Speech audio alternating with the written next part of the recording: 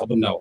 Queen Astelle dans votre émission Table Fête li mu si guddoon li mu de Pop Galsen léegi la dugg si sans plus tarder dama koy introduire bàyyi ko mu nuyu ak suñu mbokk auditeurs yi parce que dafa xaw a tardé dafa tardé 20 minutes mais anyway dañ koy gérer naka mu Queen yaa ngi si jàmm.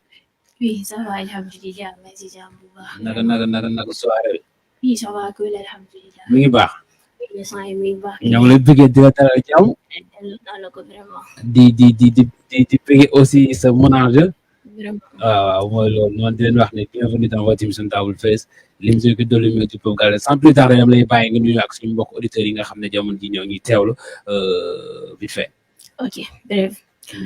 Marine ñëpp en fait. Je le remercie en fait. Merci beaucoup. Première chose, de lui, Iso.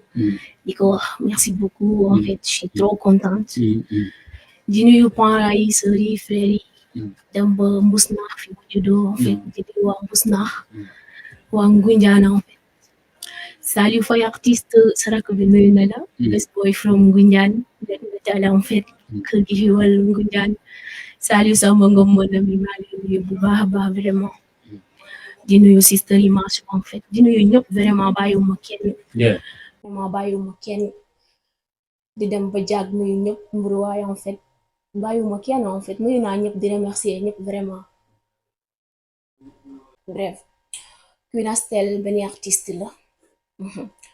bu nekk ci yoon en fait buy door a commencé soxla en fait ñu ko jàppale xale bu ndaw aussi en fait xale bu ndaw bref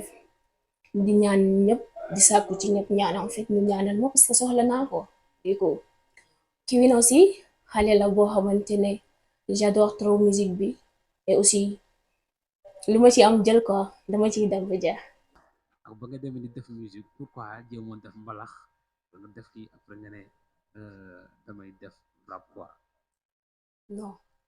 en fait maa ngi ci musique bi mais maa ngi ci lépp bàyyiwuma dara. damay mbalax. damay mbalax mais ñu dañuy invité en tant que M6. Oui je sais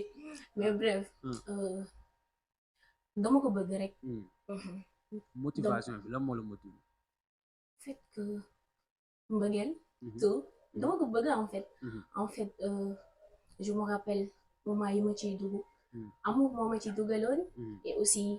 ma gisoon ay nit ñu koy def ñu neex ma nit ñuy def musique mu neex ma ku ci mel ni Queen Bis ku ci mel ni Queen Dollar ku ci mel ni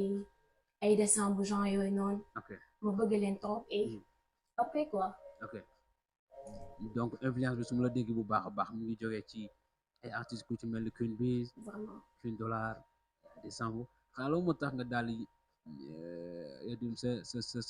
nom de scène nga def ci Queen. Vraiment. ah daal di ci yokk Astelle. Astelle c'est ton vrai nom wala Astelle quoi. Mon vrai nom c'est Astou Brem. Astou John. Après non jaay pré bi mooy Astelle quoi. Exactement.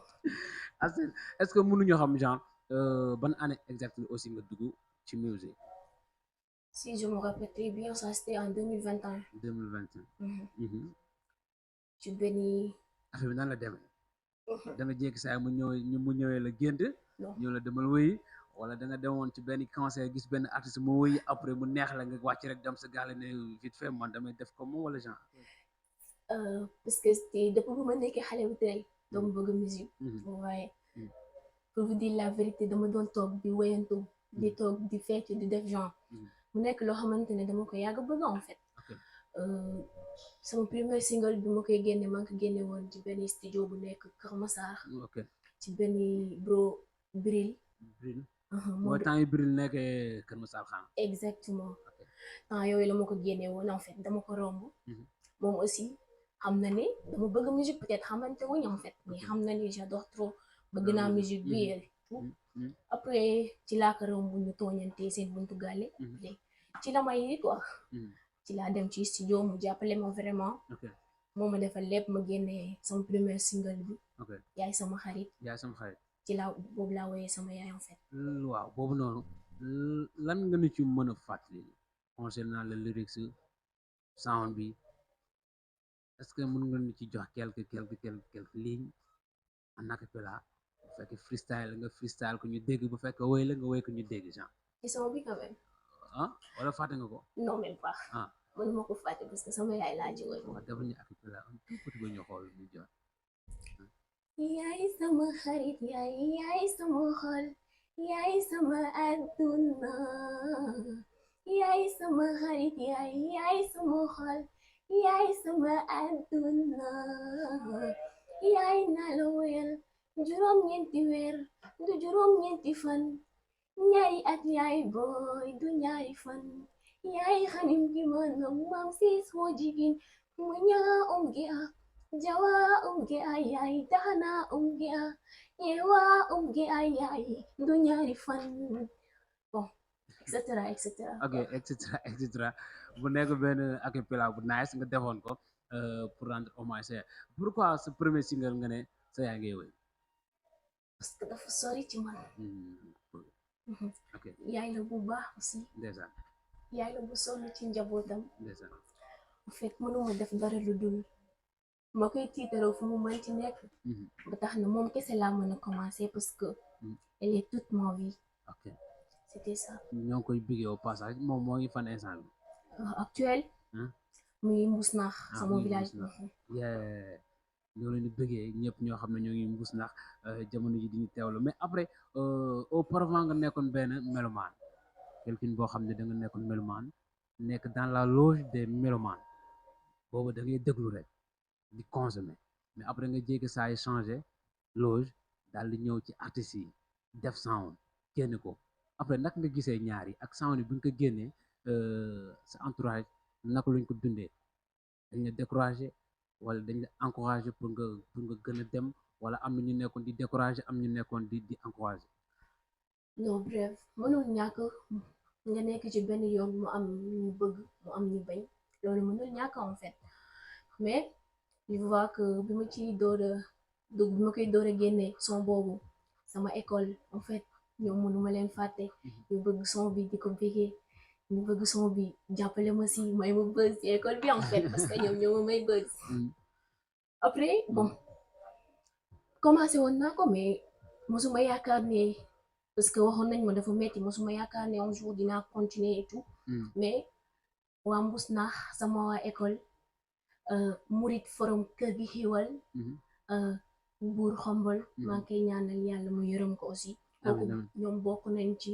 ñi ma jàppale ñi ma may fit ci musique bi ba ma continuer ci études tout ça ok de toutes les façons kon su ma la dégg bu baax a baax après la sortie de ton premier single gars yi bëgg nañ ko xam nga instant boobu da nga may fàttali temps ñu nekkee lycée doon rap ñoo nekkoon star yi ñoo la ñëw après génn parce que ñun ñoo la ñëw play genre demee noonu donc yow mën nañu wax en quelque sorte c'était comme ça ce côté bi nga nekkee foofu mbus naan quoi c'était cool. c'était trop cool même. Vraiment. ok am na sa benn track bu may gis nii nga tuddee ko Doom Baay bëggoon naa ñu déglu ko vite fait le temps de te laisser souffler un tout petit peu après ñu xool aussi kele bi mu ngi ñuy jaay rek mais bàyyi ñu lire sound yi nga xam ne mu ngi ci YouTube bi pour jox gars yi ñu am un petit aperçu ci ki nga xam ne moo nekk la Queen Astelle ñu ngi baax waaw jox aussi sa gars yi képp koo xam ne bëgg nga participer ci émission bi parce que man ak yow la ak ñoom aussi mën nañu participer ci kaw ñu jaar 88 628 05 05 ku mu neex mën nga dugg après nga wax ak ki nga xam ne ni moo nekk la sis Queen Astelle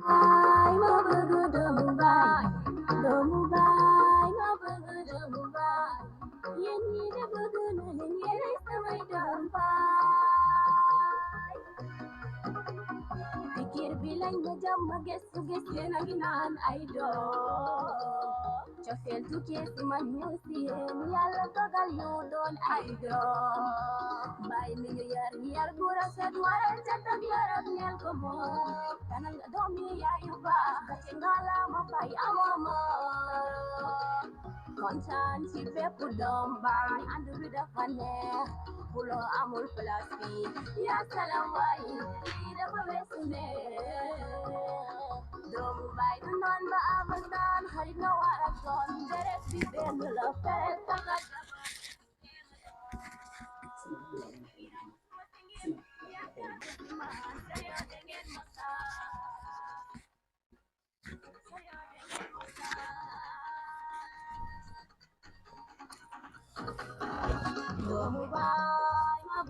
Mumbai,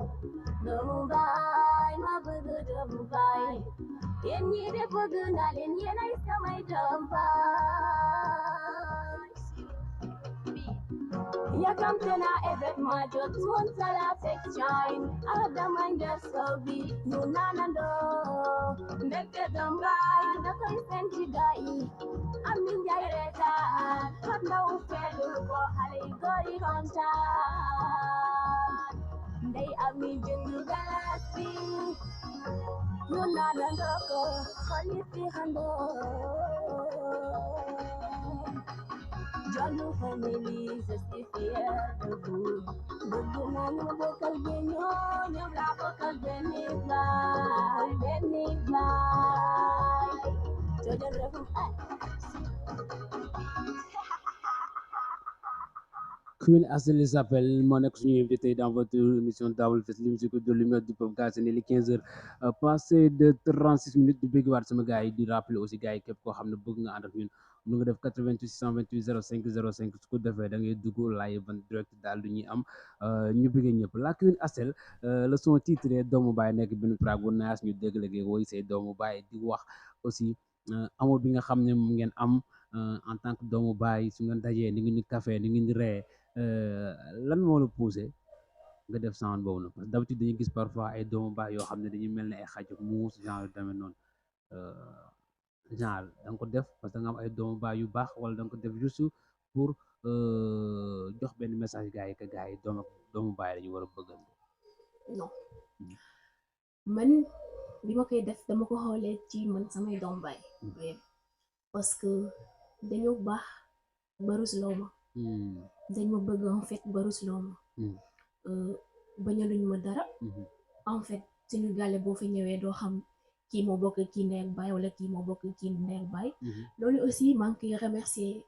suñu papa yi parce que ñoom aussi dañoo baax tellement que mënoo sax comprendre baax nañ trop jël nañ njaboot bi aussi boole ko mu doon benn tax na ñun suñuy doom baay buñ nekkee kër ga dafay neex comme sabaru vampire quoi day xumb quoi ay tooñante trop fii ay jàppalante fii nii vraiment genre demee noonu quoi ok mu nekk benn affaire bu nice di bëgg aussi sama doomu baay man tim Ousmane Gueye Abi Gueye ak ñeneen ñëpp ñun ñëpp ñoo la bëggee noonu la ay doomu baay dañu war di bëggante yéen wante jàmm xam nga di kaf di foo di rey quoi ba ñu déglu seen yaay suñu déglu seen yaay rek moom duñu juboo quoi mais buñu faale seen yaay non suñu yaay ñun amuñu problème mais am na ñoo xam ne nag seen yaay parfois mooy problème bi quoi donc mu ngi noonu di bëggee waat suñu yaay yi maman mooy mun a siis ñoo ngi koy bëggee maman tey sa mbokk lañu fi invité Queen su ma la déggee bu baax a baax sa langue maternelle mooy séeréer oui vraiment séeréer mais sa sound bu ma play sànq dama la déggee woy ci wolof genre pourquoi mënoo woon woy si séeréer non dafa nekk loo xamante ne maanaam ñun fier nañ ñun ay séeréer la ñoo fait mais dafa nekk comme bi ma xoolee comme Queen bis moom olof lay woy daa mel na nga bëgg Queen bis de toro ça se voit mën nañ woy ci séeréer aussi parce que ñun dañuy toog di woy ci ay séeréer am nañ son séeréer si mais doom baay bi boo ko déggee comme doom baayu àdduna yëpp lañ ko woyal du exactement samay bës kese en fait te am nañu déggul séeréer en fait c'était juste ça ñu woy ko pour mën a am accès plus de communauté pour genre nga bañ ko bañu def benn nga def ko yemale ko fenn fi quoi mu yem mus naan kese genre mais nga daal koy def pour mu jode fépp ci Sénégal nga xam ne ku ko dégg genre da nga xam lu muy wax am ñoo xam dañuy dégg artiste di ko déglu anytime mais duñu xam lu muy wax te loolu aussi mën na nekk barrage yow ak public bi quoi ok c'est une bonne idée am na benn sound boo xam ne maa ngi koy dégg nga tuddee ko from mbus nax jaaru àdduna mooy la jaaru àdduna en fait ok kon waa ji ni mu ko titré xam naa si YouTube bi dafa bind jaaru àdduna ok jaaru àdduna sound boobu bëgg naa ñu dégluwaat ko parce que dama bëgg ñu déglu maximum de sound comme que sound yi nekk ci kele bi mu ñuy jaay prek sa mën naa de bu fekkee mën na ñëwaat après ñu xool kele bi parce que sound yi nekk ci kele bi nangul liir quoi waaw mu ñëw ñu xool ko